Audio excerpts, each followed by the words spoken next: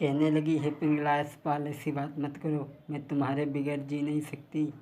और वो बोली कि बैठ के गम की तन्हाइयों में तेरे बारे में सोचा करेंगे, बैठ के गम की तन्हाइयों में, बैठ के गम की तन्हाइयों में तेरे बारे में सोचा करेंगे। खैर, तुम तो धोखा दिए जा रहे हो।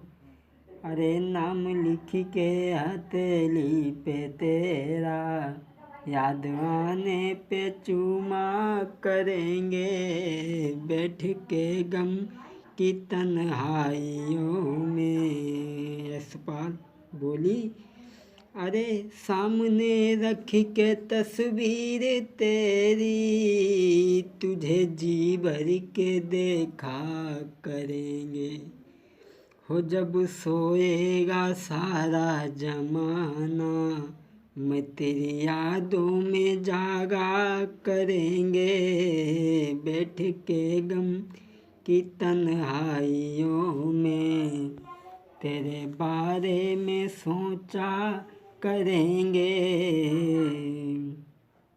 पिंगला कहने लगी, यशपाल। जब पिंगला रोने लगी तो यशपाल कहने लगा, ना ना ना, अरे तुम रोती क्यों हो? मैंने तो तुमसे वैसे ही कहा था, मैं तो तुम्हें बहुत प्रेम करता हूँ। अब यशपाल पिंगला का प्रेम यूं ही चलता रहा। एक दिन भर्तृहरि के दरबार में एक ब्राह्मण आ गया, दोनों हाथ जोड़ करके कहने लगा, महाराज, मैंने बहुत तपस्या करके ये अमर फल प्राप्त किया है। इस फल की ये तासीर है, जो इसे खा लेगा वो हमेशा अमर बना रहेगा, कभी बुढ़ापा नहीं आएगा, और इसके बदले में हमें कुछ दौलत दे दीजिए। ब्राह्मण दोनों हाथ जोड़ करके बोला है, दो कर जोड़े हाथ सुनो महाराज कही समझ आई, और जाके बदले में थोड़ी सी के दौलत दियो गाई। बोला, घर बिटिया घूमती कुंवारी है, कैसे कर दे बाकी शादी है, बिटिया के पीले हाथ कराने, मेरे पास में नाई एक कौड़ी है राजा। भर्तृहरि ने देखा अमर फल, तो भर्तृहरि ने वो फल अपने हाथों में लिया, ब्राह्मण को दौलत दी। ब्राह्मण तो वहाँ से चला गया। भर्तृहरि फल को लेकर के दरबार को बंद करके महलों में पहुँचे। सोचने लगे, मैं अपने से भी ज़्यादा अपनी पत्नी को चाहते हैं, और उसे मैं खवाऊँगा, वो जवान बनी रहेगी, मैं तो उसे देख करके ही जवान बना रहूँगा। और भर्तृहरि फल लेकर के पहुँचे हैं और रानी से कहा, रानी, आज मैं तुम्हारे लिए ऐसी चीज़ लाया हूँ जिसे खाने के बाद में इंसान अमर हो जाएगा, कभी बुढ़ापा नहीं आएगा, और ये फल तुम खा लीजिए। पिंगला ने जो ये फल देखा सोचने लगी, ना ना ना, ये फल मैं नहीं खाऊंगी, इन्हें कहाँ मालूम है मैं इससे ज़्यादा यशपाल को चाहती हूँ। और वो पिंगला सोचने लगी कि फल को हरगिज़ नहीं खाऊंगी, राजा को बातन में बहकाऊंगी, फल को अरे यशपाल को खवाऊंगी, बोई प्राण न सेरे मोई प्यारो है। अब सोचने लगी, अरे बन के बीच में यशपाल को जाय के अब खवाए हैं। उसने विचार किया, ये फल मैं नहीं खाऊंगी, ये यशपाल को जाकर के खवाऊंगी, अगर हमें कोई प्यारा है तो वही प्यारा है, इन्हें कहाँ मालूम है। पिंगला ने कहा, हाँ महाराज, फल को रख दो, मैं खा लूँगी बाद में।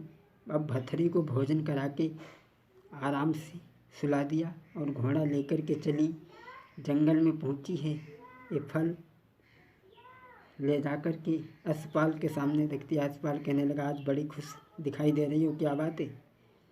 कहने लगी, मैं आज तुम्हारे लिए फल लाई हूँ, और वो ऐसा फल है, उसमें ऐसी तासीर है, जो खा लेगा वो हमेशा अमर बना रहेगा, कभी बुढ़ापा नहीं आएगा।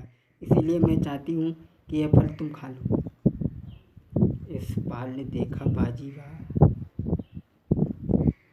ये फल खाने से आदमी अमर हो जाता है। इसे कहाँ मालूम है कि मैं इससे ज़्यादा एक वेश्या से प्यार करता हूँ, और वो वेश्या मेरे बगैर जिंदा नहीं रह सकती। और यशपाल इससे, पिंगला से भी ज़्यादा एक वेश्या से प्यार करता था। उसने, और यशपाल सोचने लगा, ये तो पराई स्त्री है, कभी न कभी धोखा दे जाएगी, लेकिन वो वेश्या मेरे बगैर जिंदा नहीं रह सकती। और सोचने लगा कि आखिर को धोखा दी जाए है, आखिर को है पर नारी, वो प्राणन प्यारी नारी हमारी, मेरे बिन न जी है।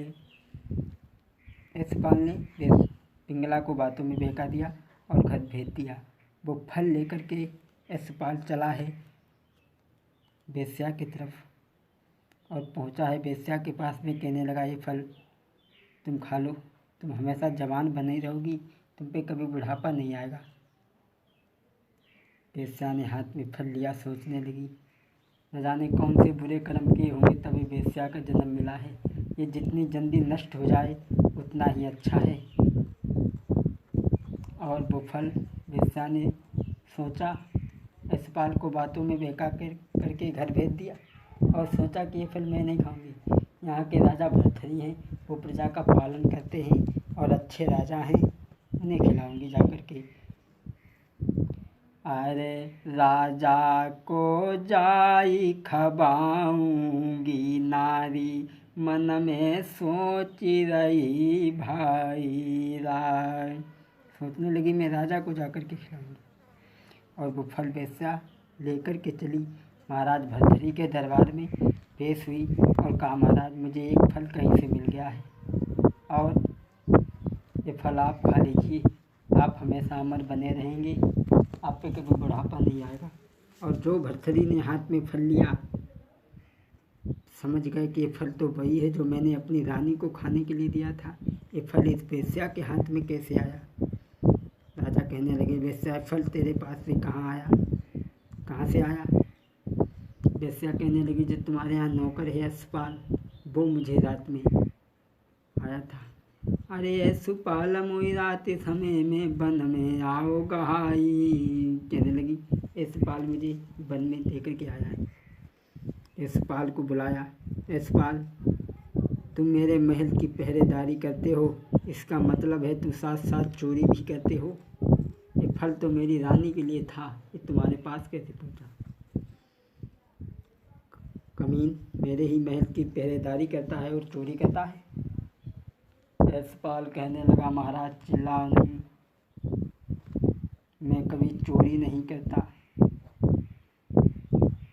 सुनो महाराज, अरे तुमसे ज़्यादा मोई चाहती है भूप तुम्हारी नारी, ये तुमसे ज़्यादा मोई चाहती है भूप तुम्हारी नारी, अब रात में आई गहाई रे तुम सुन लो कथा समारी। रात में मुझे तुम्हारी रानी कहा करके आई है, मैं कभी चोरी नहीं करता, और पूछ लो ना तुम्हारी रानी है। जोई भर्तृहरि ने पूछा। सुनिए शब्द तो नज़र झुकी की झुकी रह गई। सोचने लगे, बाहरे पिंगला, सारे जीवन तेरे प्यार में अंधे बने रहे, और तूने उसका सिला मुझे ये दिया जो समाज में मुँह दिखाने के लायक नहीं छोड़ा। पिंगला को बुलाया, पिंगला कौन सी कमी रह गई थी मेरे प्यार में जो तूने मुझे धोखा दिया, सच बता। पिंगला के कोई जवान से उत्तर नहीं आया। भर्तृहरि ने जब तक, अरे प्रीति करे तो करे मर्द से, नारी से प्रीति करे ना, और औरत अपनी ना होती बिन आई मोती मरे ना। भर्तृहरि नीचे सर झुकाए बैठे हैं।